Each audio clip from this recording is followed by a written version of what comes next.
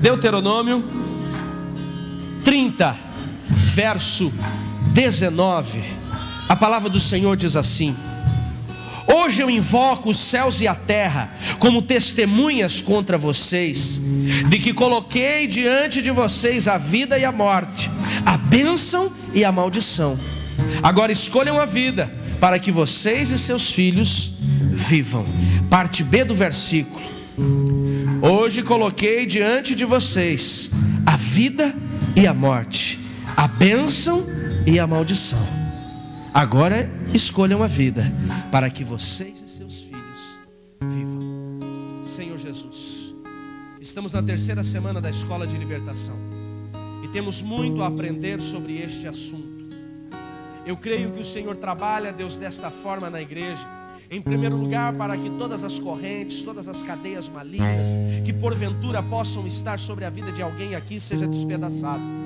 E em segundo plano, porque aqui o Senhor levantará muitos libertadores, homens e mulheres que serão agentes de transformação para todos aqueles que ainda chegarão deste lugar. Eu peço, Espírito Santo de Deus, libera o nosso entendimento e o nosso coração, para que possamos ter uma plena compreensão da sua palavra, e tudo aquilo que for nos ensinado nesta noite, que nós possamos assimilar corretamente e viver, praticar a tua palavra. Em o nome de Jesus eu oro, e quem concorda diga amém, queridos. Glória a Deus. Obrigado, vocês são bênção demais. Amados, estamos na terceira semana da nossa Escola de Libertação. E nós já falamos aqui, Edneia, nas duas primeiras semanas, de qual é o verdadeiro papel da libertação em nossas vidas. Nós compreendemos que a libertação, ela é muito mais do que apenas, irmão Luiz, uma expulsação de demônios. Não estou dizendo que ela não é expulsação de demônios, mas ela é muito mais do que isso. A expulsação de demônios é apenas uma pequena parte, Márcio, de todo o processo que Deus tem para fazer na vida daquele que pode chegar à casa do Senhor escravizado, oprimido. Na semana passada nós compreendemos que dentro da libertação existem alguns sintomas, e nós falamos aqui então de 6 ou 7 sintomas, eu não lembro exatamente, Josmar, de pessoas que podem estar passando por um processo de maldição em sua vida. Sintomas de maldição: fracasso financeiro, famílias desestabilizadas, crises conjugais, crises profissionais, pessoas com problemas de imoralidade, homossexualismo. Nós entendemos que esses são alguns sintomas, Evelyn, de pessoas que podem estar sendo acorrentadas por atuações do inferno, vivendo talvez escravizados por uma maldição. E hoje eu quero entrar na terceira parte dessa escola, e eu quero falar com vocês sobre causas de maldição. Há uma diferença de sintoma e causa, e eu posso definir isso rapidamente para vocês, Wagner, trazendo exemplo daquilo que nós vivemos no dia a dia. Um dia frio como hoje, 4 graus em Curitiba, provavelmente será negativo o clima nesta madrugada. E nessa época, o que acontece com os nossos filhos e até com nós mesmos? Ficamos resfriados, gripados, garganta infeccionada. É verdade ou não, gente? E amados, quando nós começamos a entender que estamos com uma gripe, que é uma causa, quando nós começamos a ter sintomas. A coriza, ela é um dos sintomas. Alguns têm tosse, dor de cabeça, dor no corpo. Esses são os sintomas de um resfriado ou de uma gripe. Se for uma infecção de garganta, vai ter febre. E o que esses sintomas nos levam a entender? Quando nós vamos ao médico, o médico vai nos examinar, ou ele vai dizer que é uma virose, né? Mas agora no inverno ele já diz logo que é uma gripe, né? E aí, amados, nós entendemos através do diagnóstico médico que nós estamos ou resfriados, ou gripados, ou com a garganta infeccionada. E nós vamos entender que alguma coisa ocasionou, diga comigo, gerou uma causa. Ele ocasionou essa enfermidade, ocasionou esta doença. E é de causas que eu quero falar nesta noite. O que faz uma pessoa, qual é a causa que faz uma pessoa, Rony, ficar resfriada num dia como hoje? Andar com pouca blusa, sim ou não? Andar descalço no chão frio, sim ou não? Eu tenho 3 meninos em casa e nessa época de inverno eu tenho que sair com cinta atrás dos 3. Porque eles querem ficar com pijama leve para poder correr e todo mundo descalço. É um esparramo de criança. Eu já levanto pela manhã e quando eu os vejo de manhã antes de sair, eles levantam, já faço todo mundo colocar pantufa, chinelo, a meia, porque senão depois eu vou ter que tratar a causa. E esse negócio de tratar causas muitas vezes é complicado e caro, né, gente? Então a gente tem que tratar as causas. E são essas situações que muitas vezes levam as pessoas à doença, que eu quero comparar hoje com as situações de maldições, de pessoas que precisam viver um processo de libertação. Eu quero trazer novamente a definição de causa para você. Causa, ela é a disfunção em si, ou seja, a verdadeira origem do problema que precisa ser descoberta e atacada. A verdadeira origem do problema que precisa ser descoberta e atacada. A pessoa anda com o pé no chão frio e ela automaticamente, Thalita, vai desenvolver, nos dias como hoje, né, o clima como hoje, uma doença. E este é o verdadeiro problema que ele precisa ser tratado. Adianta nós pegarmos uma pessoa, por exemplo, Daniel, que ele está com a garganta infeccionada e tratarmos ele apenas com uma Novalgina, que é só um analgésico? Adianta as mães de plantão, sim ou não? Vai fazer o quê? Aliviar sintomas, mas não vai tratar a infecção. Tem muita gente que ele está usando o remédio errado. Por exemplo, libertação do sai-sai é uma forma de gerar um processo, entre aspas, de cura. Ele ameniza o sintoma. É como uma pessoa, Sandro, que ela está infeccionada, toma um analgésico, alivia a dor naquele momento, mas a bactéria não é morta. Assim, uma pessoa, quando ela tem uma maldição na vida dela, vem na igreja, expulsa o demônio, ela pensa que está liberta, mas ela continua com aquela situação na vida dela. Ela precisa de alguma situação que trate. Então, amados, quando nós entendemos a causa, entendemos que ela precisa ser atacada, entendemos que precisa ser gerado um tratamento, nós chegamos exatamente em conhecer algumas causas que geram maldições ou que demonstram maldições na vida de uma pessoa, algumas situações que elas desencadeiam processos de atuações malignas na vida do indivíduo. Se você estiver anotando, anote e abra a sua Bíblia comigo em Levítico, capítulo 26, verso 38 e 39. A primeira causa chama-se, pastor Henrique, iniquidade de pais, herança de família. Como muitos já devem ter ouvido, maldição hereditária. Alex, essa é uma das principais causas que geram maldições na vida dos indivíduos. E muitas pessoas, irmão Luiz, quando elas conhecem Jesus, elas acabam trazendo uma bagagem espiritual, uma perseguição de demônios sobre a vida dela, e ela não sabe o porquê que ela passa por tanto sofrimento. Por que enfrenta tantos fracassos? Por que tantas situações complicadas são sobre a sua vida, sobre o seu casamento, sobre os seus negócios? O texto que nós temos aqui, ele fala exatamente isso. Levítico 26, 38 diz assim: vocês perecerão entre as nações, e a terra dos seus inimigos o devorará. Os que sobreviverem apodrecerão na terra do inimigo, por causa dos seus pecados e também por causa do pecado dos seus pais. Em Deuteronômio, se eu não me engano, capítulo 5, verso 5, Moisés diz à nação de Israel assim, Carla: Deus através de Moisés, né? Eu visitarei a iniquidade dos pais nos filhos, até a terceira e quarta geração. Diga comigo, terceira e quarta. Nós precisamos entender que talvez existem pessoas hoje, Andressa, que elas estão vivendo consequências da iniquidade. O que é iniquidade, pastor? Iniquidade é um pecado não redimido e não confessado, Vanessa. Por exemplo, a pessoa não tem consciência do pecado, isso não significa que ela não vai trazer consequência do pecado. Ou às vezes ela não consegue relacionar o seu erro, Anderson, a um pecado. Ele acha que aquilo é normal. São pessoas, Bruno, que normalmente querem santificar o pecado. E aí o seu pecado não traz apenas consequências sobre ela, mas pode trazer consequências sobre os seus filhos, sobre os seus netos e até os seus bisnetos. Eu visito até a terceira e quarta geração. Não é que Deus visita porque Ele quer, Elaine, gerar castigo. É porque nós legalizamos, diga, todo pecado gera uma consequência. E nós legalizamos as atuações malignas, não apenas em nossas vidas, mas podemos gerar isso na vida dos nossos filhos.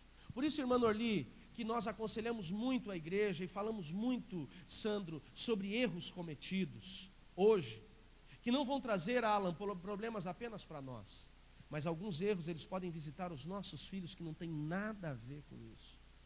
Você sabia que existem hoje pessoas que são escravizadas por lesbianismo, homossexualismo, que é consequência do pecado do pai lá atrás?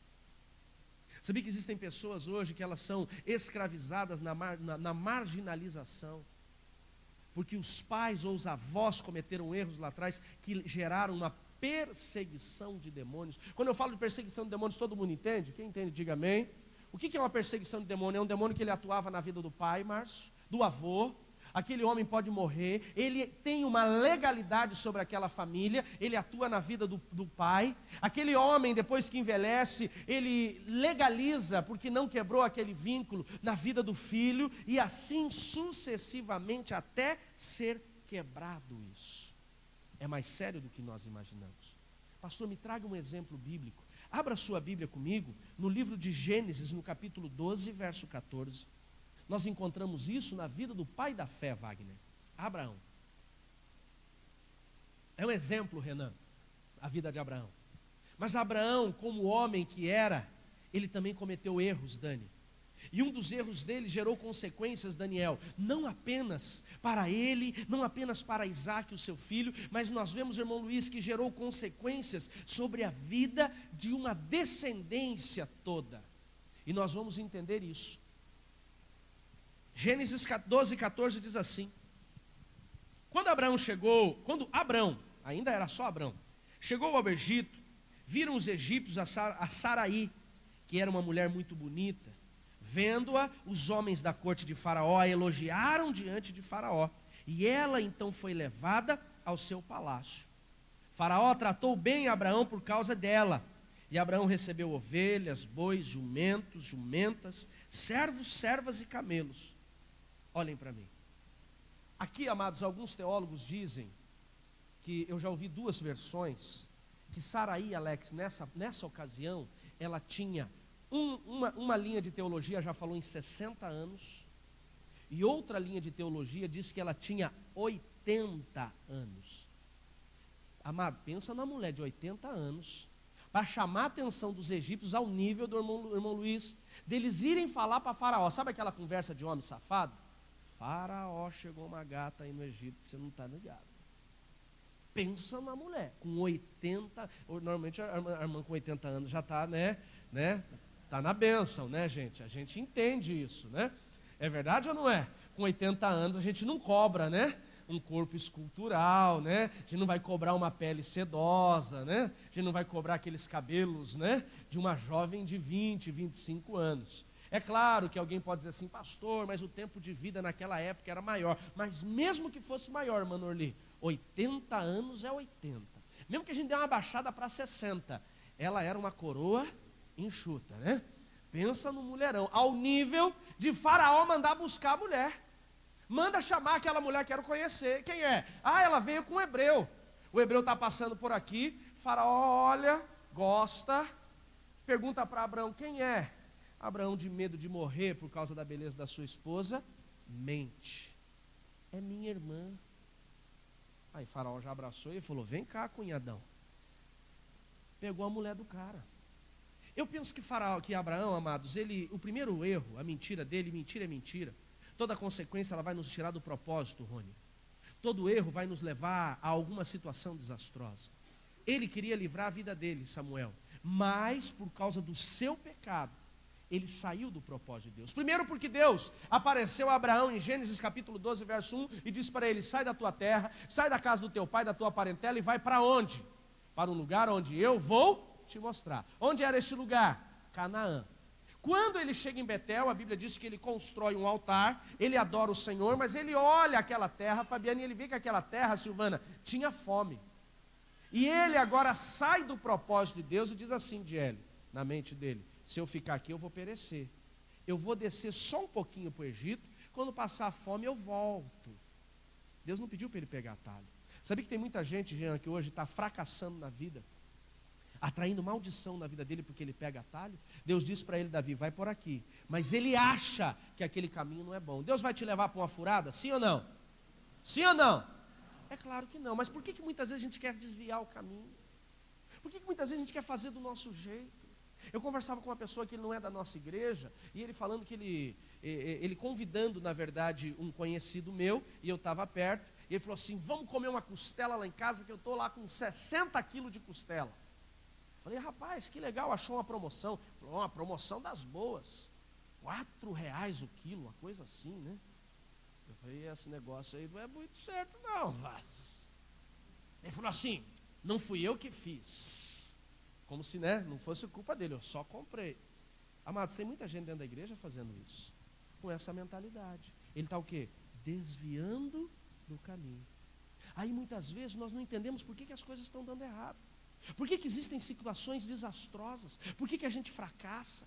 Amados, certo é certo. Não tente pegar o meio certo por certo.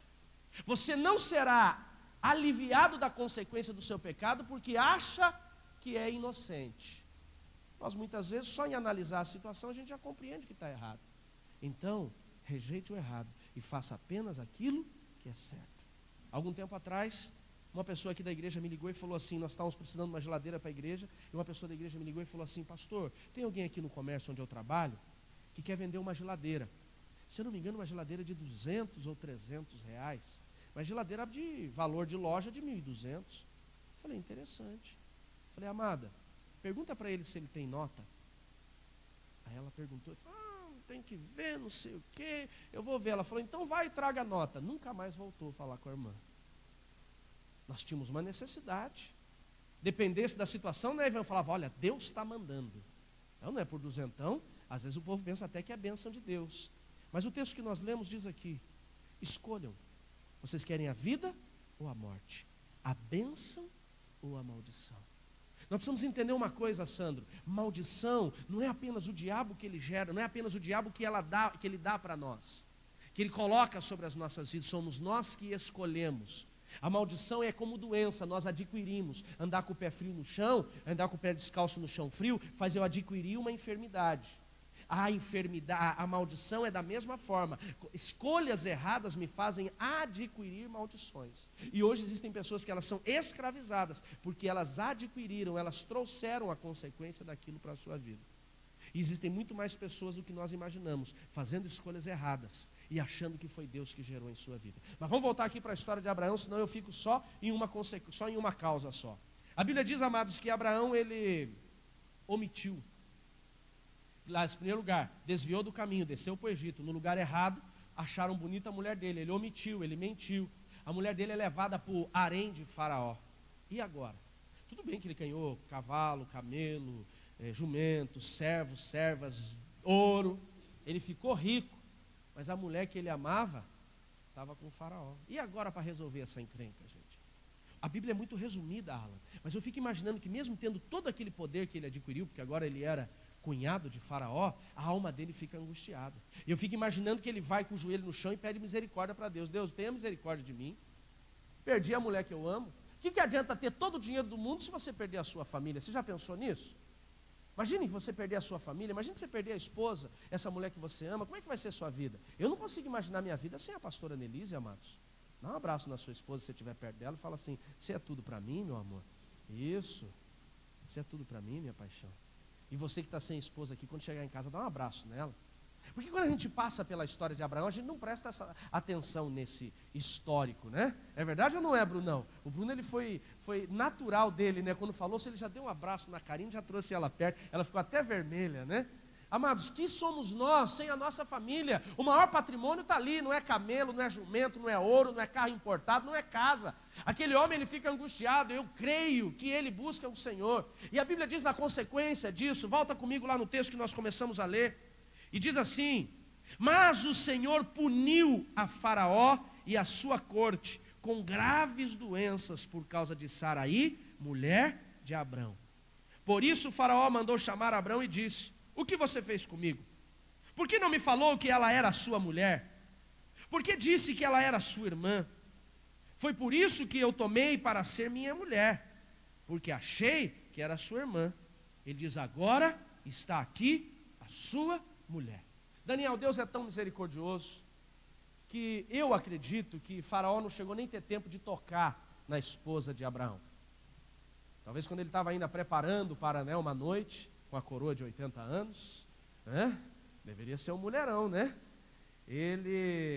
A Bíblia diz que Deus puniu ele e os egípcios, veio uma praga sobre todo aquele povo, ou a grande maioria deles, eles começaram a ficar doentes, e ele entendeu que aquilo era consequência de ter pego aquela mulher que ele achava que era irmã e era esposa. Agora imagine Abraão tomando um pito da vida de Faraó. Pensa num cara que está no lugar errado, do jeito errado, né? É verdade ou não é? Quem que Faraó tipifica na Bíblia? Satanás. É como se o crente tomasse um esculhambo do diabo. Ei, tá maluco? O que você está fazendo aí? Um pecador pior do que você chamar a sua atenção. A Bíblia diz que ele não apenas dá um pito, ele devolve a mulher e continua o texto. A seguir, a Faraó deu ordens para que providenciassem o necessário para que Abraão partisse com a sua mulher. Ele deu tudo que ele tinha dado para Abraão, ele deixou ficar e falou, prepara a viagem, manda ele embora. Quando nós analisamos, Edneia, tudo isso, Juliana, nós entendemos que Abraão se deu bem. É verdade ou não é? Ele chegou numa condição, por mais que perdeu a mulher, retomou a mulher, ganhou bens, saiu de lá, se não perdeu, tinha empatado, mas talvez um lucrinho ele teve, mas ele não teve lucro.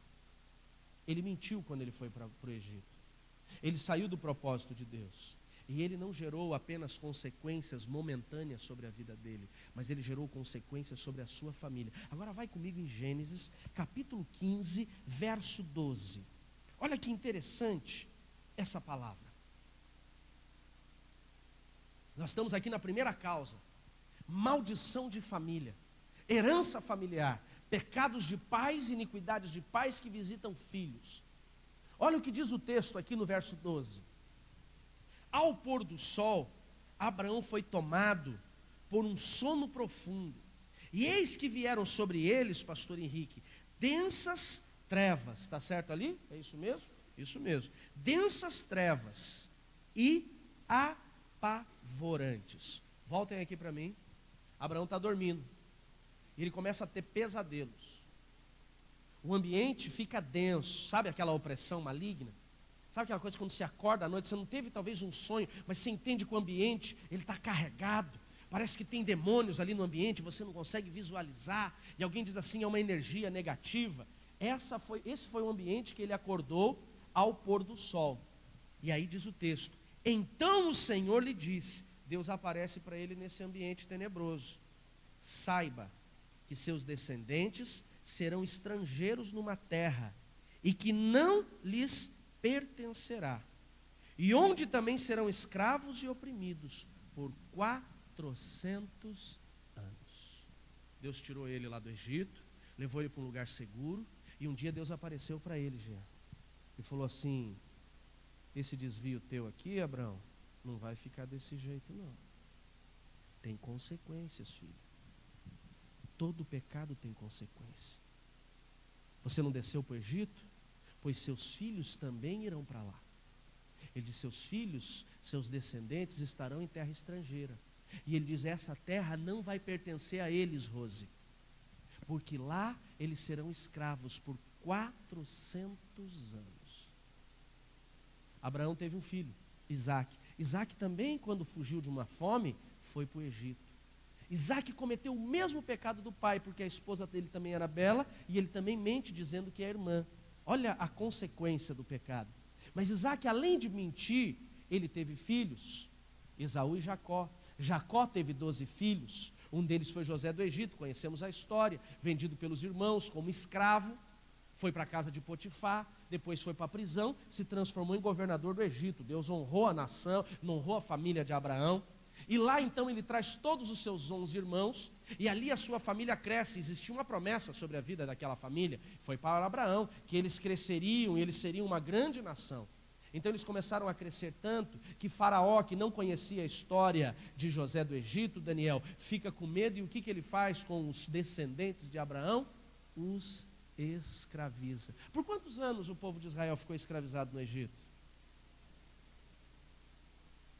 Amados, Deus predisse isso. Foi declarado centenas de anos antes, podemos dizer. Com certeza, né? Centenas de anos antes. Deus diz assim: sua descendência descerá para uma terra que não será deles, e lá serão escravizados por 400 anos. O pecado de Abraão visitou não apenas os filhos, os netos ou os bisnetos, mas visitou uma geração inteira por 400 anos. Cuidado com os seus erros. Abraão não viveu a total consequência na vida dele, mas seus filhos viveram. É mais sério do que nós imaginamos. Quem está entendendo, diga amém. Os filhos dele sofreram, os netos, a descendência, toda uma nação, ela sofreu, porque ele fez a escolha errada. Provavelmente, seus filhos seguirão os seus caminhos. Se forem bons, serão caminhos bons para os seus filhos, mas se forem maus, Deuteronômio diz: eu visitarei a iniquidade dos pais nos filhos até a 3ª e 4ª geração, mas a minha bênção será sobre os obedientes até a 1000ª geração. Quem pode dar um glória a Deus por isso? Existe então, pastor, maldição hereditária? Com certeza. Segunda causa que nós encontramos que gera maldição chama-se quebra de alianças, e eu quero ser específico, Wagner, chamando quebra de alianças matrimoniais. Infelizmente, Alan, nós vivemos num período onde o casamento ele está totalmente obsoleto ao coração de algumas pessoas, e ele infelizmente tem sido rejeitado como uma instituição criada por Deus. Hoje foi banalizado. A sociedade brasileira e a sociedade mundial, banalizaram a relação matrimonial, o casamento, e hoje, amados, nós vemos tantas coisas que estão deturpando a relação, e hoje acaba sendo normal alguém dizer assim: gostou, mora junto, tenta para ver se vai dar certo. Ou, mais do que isso, está casado, não está contente, pula a cerca.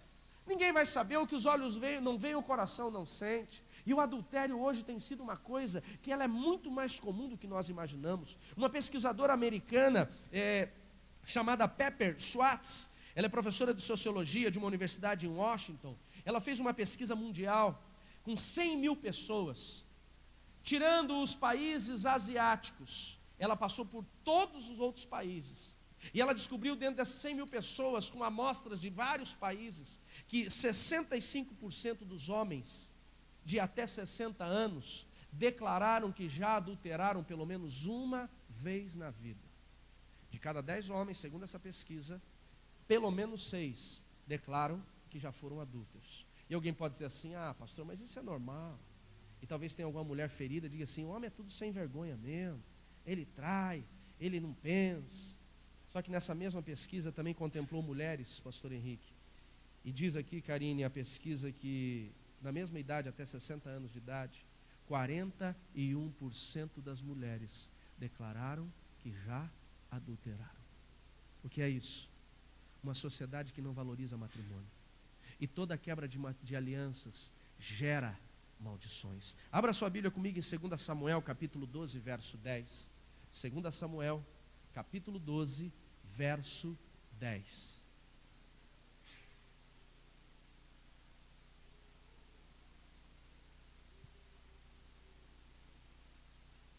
Achou? Olha para mim e deixa eu explicar rapidamente o contexto para você. A Bíblia diz, Felipe, que conhecemos bem a história.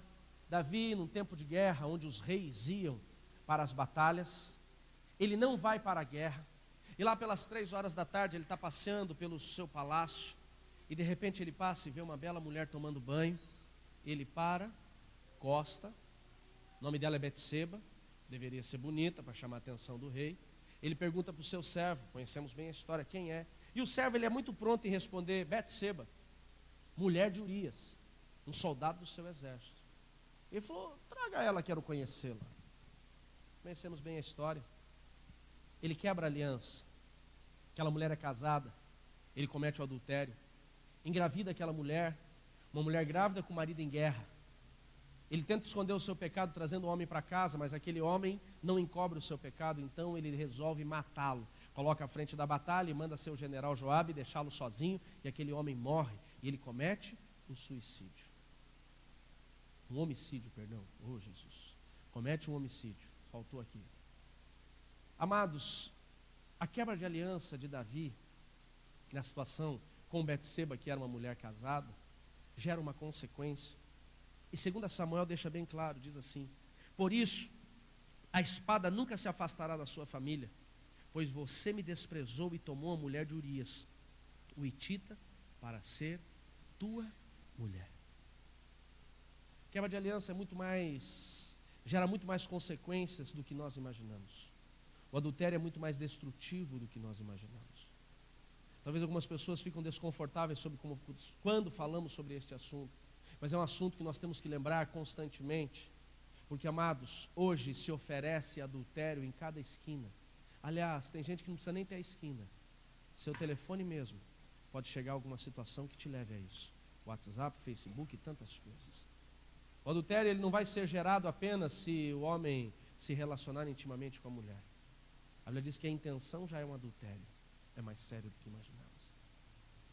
Mas vamos imaginar que há pessoas, talvez aqui, ou que você conheça, que estão sendo tentadas. Nós precisamos entender que a carne pode ser fraca, mas a consequência ela é forte. Cair e pedir perdão, Deus perdoa, mas a consequência é destrutiva. Conhecemos muito bem as consequências na vida de Davi. Uma filha estuprada pelo próprio irmão, o irmão assassinado pelo o irmão que ficou indignado com o estupro, um filho se rebelando contra o pai, tentando tomar o seu reino à força, um filho que coabita com as suas mulheres perante todo o povo para envergonhar o seu pai. Este filho depois é assassinado. Para resumir, uma filha estuprada, 4 filhos mortos, porque Deus deixou claro para Davi: eu perdoo o seu pecado, mas a espada não vai se apartar da sua casa. Segunda causa de maldição: quebras de alianças matrimoniais. Quer outro exemplo? Encontramos outro exemplo na vida de Abraão. Abraão, novamente, Abraão, amados, a Bíblia diz que esperava que Deus lhe desse um filho. E ele tinha uma grande expectativa nessa descendência. E esse filho não vinha, mulher estéril, Fabiane. Então a Bíblia diz que Abraão, aliás, Sara, chega para Abraão e diz assim: eu não vou ter filho mesmo. Talvez Deus tenha dito que eu terei filho por meio da minha escrava, Agar. Deita-te com ela, tenha um filho com ela, e o filho dela será meu porque ela é minha escrava. Amados, eu fico imaginando que Abraão ele dá uma avaliada em Agar, né? Se Agar fosse freia, Dani, ele dizia: o sangue de Jesus tem poder, sai com esse demônio para lá, né? Mas acho que Agar era razoável. Ele diz assim: já que insistes, farei o sacrifício, venha fazer minha, por favor, tá?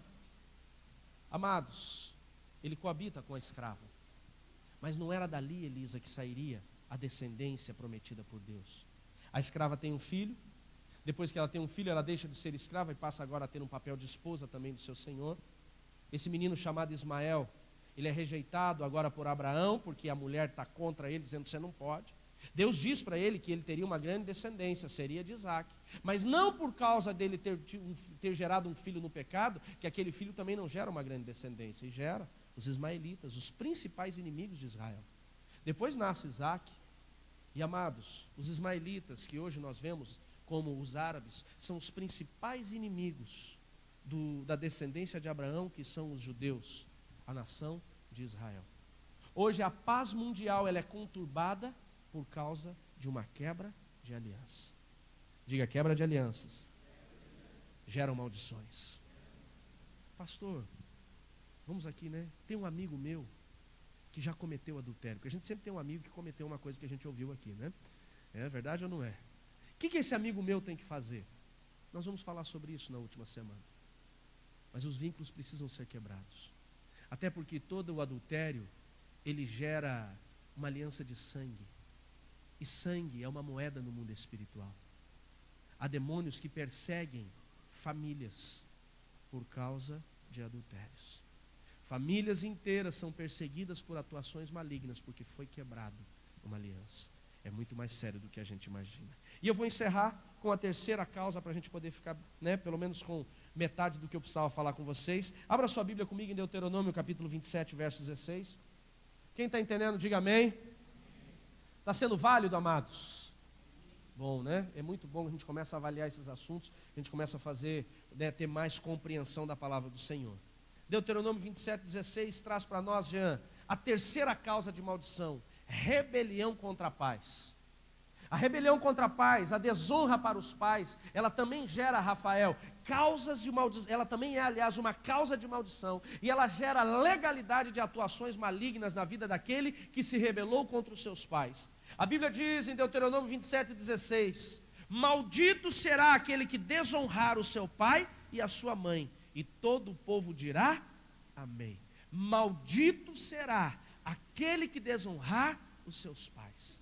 Nós encontramos no livro de Efésios, capítulo 6, verso 2 e 3, onde o texto diz assim: honra teu pai e tua mãe. Viemos da conferência do segredo da honra, e nós entendemos que existe uma bênção para aqueles que honram seus pais, mas existe uma maldição para aqueles que desonram. E a consequência da honra é para que tudo te vá bem, e os seus dias se prolonguem na terra, e a consequência da desonra: aquilo que você colocar a sua mão será maldito, será fracassado, e os seus dias poderão ser encurtados. Diga comigo: misericórdia, Senhor.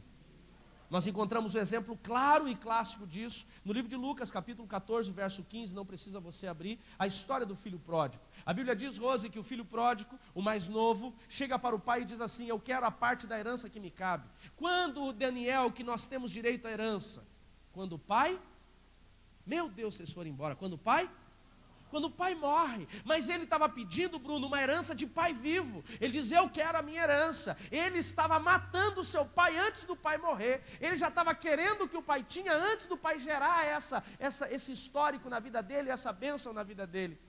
Amados, a Bíblia diz que ele pega tudo aquilo, o pai lhe dá, ele pega tudo aquilo que ele acha que tem direito, e ele vai para lugares longes, e ele torra tudo, pastor Henrique. Anderson, ele torra com bebida, com mulheres, uma vida bagunçada, uma vida fácil, até que ele fica sem nada. A terra onde ele estava, Elaine, passa fome. E naquele lugar, Alan, ele então, para poder sobreviver, vai cuidar de porcos e começa a comer a comida que os porcos comiam. A desonra dele para com seu pai gerou algumas consequências que muitas vezes estão sendo geradas na vida de pessoas que nós conhecemos ou até nas nossas vidas, e nós não compreendemos. A rebeldia contra o seu pai gerou sequidão, miséria, fracasso e uma vida infrutífera. Pessoas que se rebelam contra os seus pais provavelmente viverão a sequidão. Tudo que ela coloca a mão seca. Viverão a miséria, passarão fome, dificuldades. Viverão fracassos, nada dá certo na sua vida. E a sua vida será infrutífera, ele nunca vai conseguir crescer. Pastor, você está amaldiçoando? Não, estou dizendo que são as consequências do filho pródigo. Por pior que seja seu pai ou sua mãe, você tem obrigação de honrá-los e não se rebelar contra eles. Talvez não por causa deles, mas por causa de você. Diga comigo: todo pecado gera uma consequência. A rebelião, ela pode ser numa simples palavra. Quando o pai diz vai e você diz não vou. Quando o pai diz pega e você diz não pego.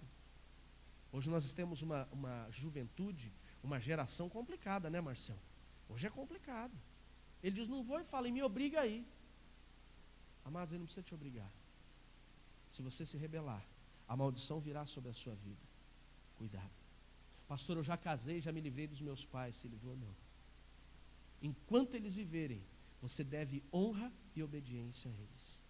Porque toda rebelião, ela é gerada no mundo espiritual como um pecado de feitiçaria. Cuidado, queridos. Amém, queridos?